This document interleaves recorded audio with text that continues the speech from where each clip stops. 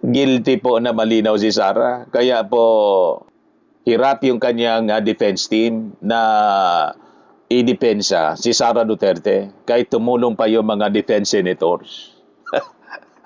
Talagang guilty po si Sara Duterte, mga kababayan.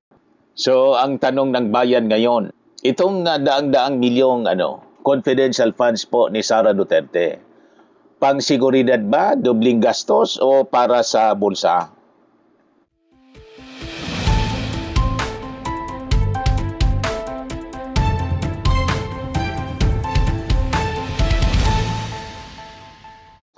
Hello po mga kababayan, si Dante Maravillas.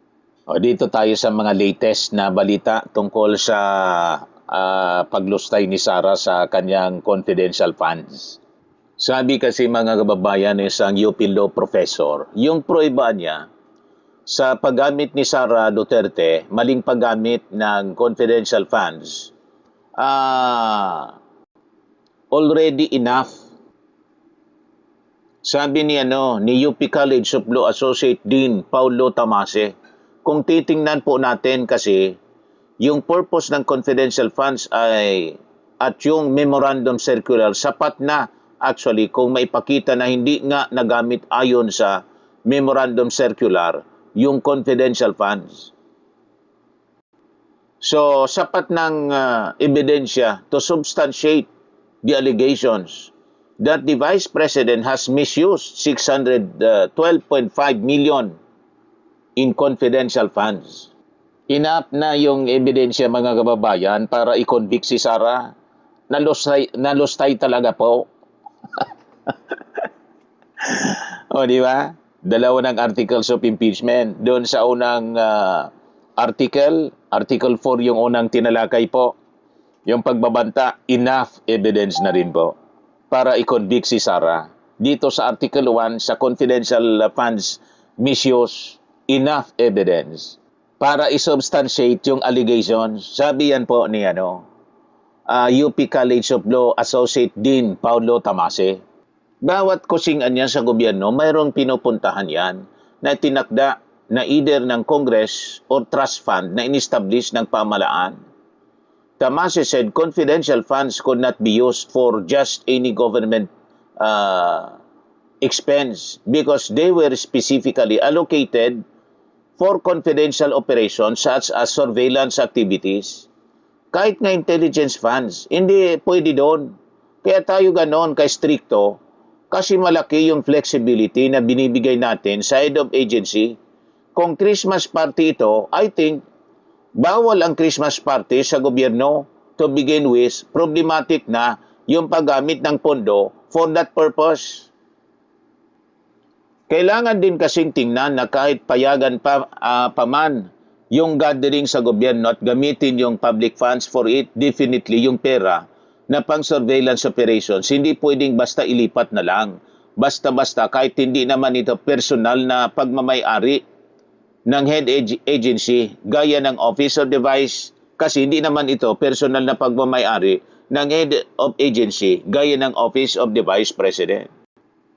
The list included tree planting, Christmas gift-giving, Christmas parties, appreciation nights, and medical missions among other activities that were supposedly financed by the Office of the Vice President's confidential allotment. Puro yun po violation mga kababayan at wala pang resibo. Guilty po na malinaw si Sara. Kaya po hirap yung kanyang defense team na idepensa si Sara Duterte kahit tumulong pa yung mga defense senators. Talagang guilty po si Sara Duterte mga kababayan. So ang tanong ng bayan ngayon, itong daang-daang milyong confidential funds po ni Sara Duterte, pang-seguridad ba, dobling gastos o para sa bulsa? Ano tingin ninyo mga kababayan? So hindi po pwedeng gawing magic words ang seguridad para bigyang katwiran po ang daan-daang milyong pisong confidential funds ng Office of the Vice President.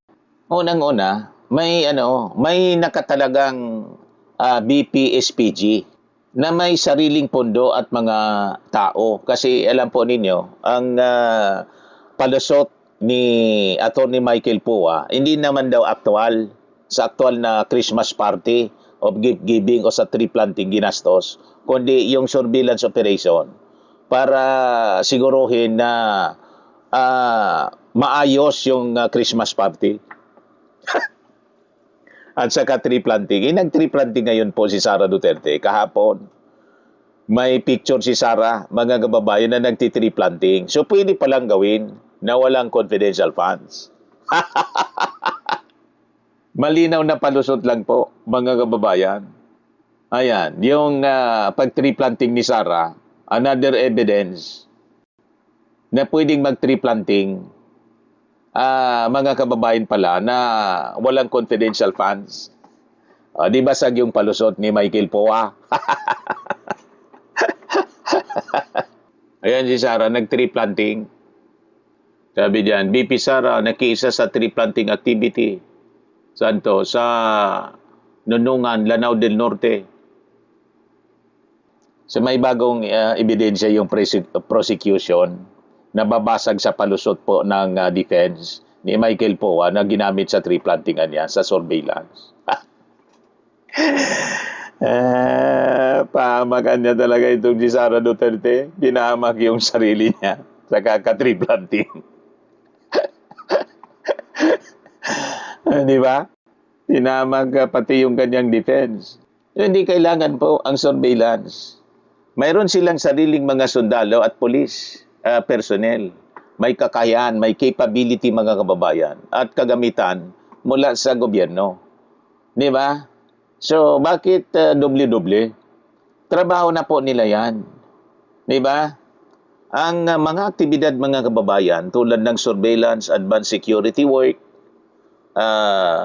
threat assessment at intelligence gathering ay bahagi na ng mandato at pang-araw-araw na trabaho po ng BPSPG.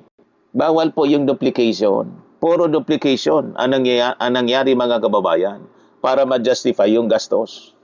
Milyon-milyon. Sa ilalim po ng patakaran ng gobyerno, hindi po pwedeng punduhan ng confidential funds ang isang tungkulin na mayroon ng hiwalay na opisyal na ahensya na pinupunduhan para gawin po yon. So hindi sapat na sabihin para sa security. Dapat patunayan kung anong kakaibang bagay, mga kababayan, yung binayaran ng confidential funds na hindi kayang gawin ng BPSPG gamit ang sarili nitong budget. Tama po? So ito yung real world test mga kababayan. May buhay pagkatapos ng pondo. Mula noong 2024 hanggang sa kasalukuyan, tinanggalan na po ng malaking confidential funds ang Office of the Vice President. Sa kabila nito, patuloy pa rin nakakaikot, nakakadalo sa mga pampublikong okasyon at nakakapagtrabaho ang Vice President ng ligtas. Nag-tree planting nga po. So, paanong nangyari na nakagawa siya ng tree planting activity? Wala na din siyang confidential fund, so pwede palang gawin. So, basag yung kanyang argumento. So, ang patunay, kung talagang hindi siya mapoprotektahan ng walang confidential funds, paano siya nanatiling ligtas ngayon, mga kababayan? Ibig sabihin, ang regular na security setup, ang tunay na nagbabantay mga kababayan sa kanya, hindi ang daan-daang milyong sekretong pondo. So, ito yung karanasan ng nakaraan mga kababayan. Ang mga nakaraang vice-presidente ng Pilipinas ay walang ganito kalaking confidential funds. Nagawa nila ang kanilang tungkulin at naprotektahan sila gamit lamang ang normal at regular na security apparatus na binibigay mga kababayan ng gobyerno. So ano ang mayroon ngayon na nangangailangan ng daan-daang milyong pisong dagdag? So yan ang tanong mga kababayan. And worse, yung paggastos walang resibo. Na dapat po may resibo. So may gwardiya na may pa-misteryong pera pa. Para itong kumuha ang angkan, yung angkan mo mga kababayan, ng mga sikat at armadong security guard para bantayan ang bahay mo. Pero humingi ka pa rin sa pamilya mo ng milyon-milyon pisong pambayad na bawal iresibo para raw sa seguridad mo. So may BPSPG na may personnel pa. Di ba? So may resources, mga kababayan, na para protektahan ang Vice President. Bakit pa kailangan, mga kababayan, bakit kailangan pa ng daan-daang milyong pisong confidential funds para lang sa parihong layunin? So hinahanap ngayon ang malinaw na resibo. Hindi pwedeng gamiting panakot ang mga salitang intelligence at surveillance para lang hindi mag-ulat kung saan napunta, mga kababayan, ang pera ng bayan. Kapag pera ng taong bayan ang ginamit, kailangang ipakita kung ano ang eksaktong ginawa. Bakit kailangan at bakit confidential funds ang ginamit imbes ng regular na budget ng mga gwardya ng Vice Presidente. So kung kailangan talaga, mga kababayan, yung confidential funds para maging ligtas ang Vice Presidente, paano siya naprotektahan mula 2024? Hanggang sa ngayon, kahit wala na ang pundong yon. Yun ang tanong. So, hindi, mga kababayan, pwedeng magic words ang security. Ginagawa kasing panakot ang mga salitang intelligence at saka surveillance para lang hindi mag-ulat kung saan napunta ang pera. Kapag pera ng taong bayan ang ginastos, kailangang ipakita mo kung ano yung ginawa mo. Di ba? Bakit kailangan at bakit confidential funds ang kailangan gamitin? Tama po? Pero, in fairness, sa ngayon, hindi muna natin sasabihin, hindi talaga ginamit sa security po yung pera. Ang mas matibay at tamang tanong na dapat nilang sagutin, mga kababayan, ay ito.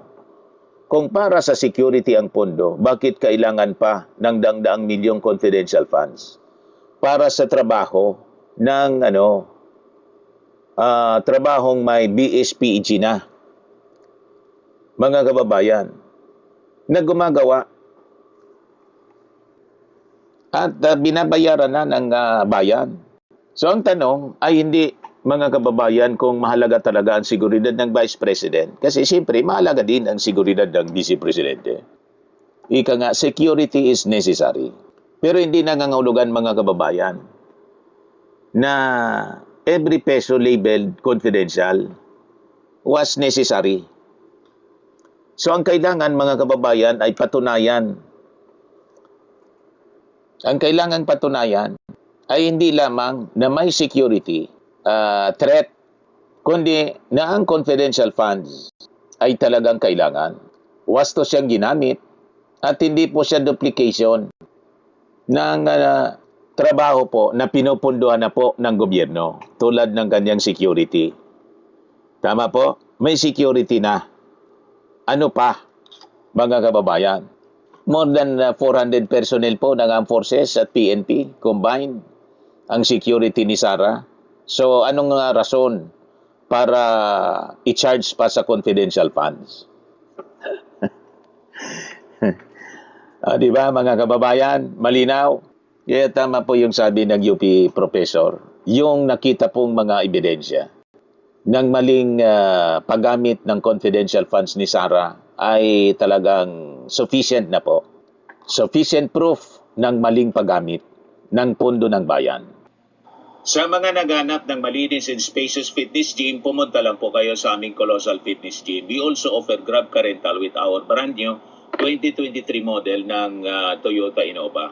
We also accept booking for those who are planning to travel via PAL, Cebu Pacific, and other airline companies, local and international, and bills payment for Meralco Bills, PLDT, Aleco Bills, etc. Ang Colossal Fitness Gym is located at 3rd floor Security Bank Building, Landco Business Park, Legazpi City, Albay. For inquiries, look for Chilon Maravillas. Contact number 0966-802-0949. Yan yung aming Innova. Lagi na pong matao sa amin. Pati mga foreigners po, tingnan ninyo. Mga British tourists sila. Ang lalaki ng katawan na, mga kababayan, nag-gym sa amin. Ito naman po, Indian National. Ito mga mga European sila. Ito naman po, Firmax Firming and Lifting Cream. Pinapahid po sa mga pulses in other affected area. Mainam po ito sa mga pains at paninigas na mga kaso-kasuan. Ito po, Automax Radiant Serum. Sa mukha naman yung application. Anti-aging po siya. You will look 10 years younger than your age. Ito naman po yung bagong product naming binibenta online. I am Worldwide Amazing Pure Organic Barley Powdered Drink Mix from Australia. Mainam po siya sa mga cancer patients. At sa mahilig naman po sa choco, I am Worldwide Amazing Choco Barley po para laging healthy yung inyong inumin. For your inquiries and orders, dumiretso na lang kayo sa aking anak na architect entrepreneur, Riz Maravillas. Sa mga mahilig naman po sa mga imported bags and wallets, dumiretso na lang kayo kay Ma'am Eileen Rosales. Eileen Closet po. Yan po yung kanya mga paninda. Nakabase siya po sa Amerika. Live streaming po niya every Sunday, 7 o'clock in the evening, Philippine time.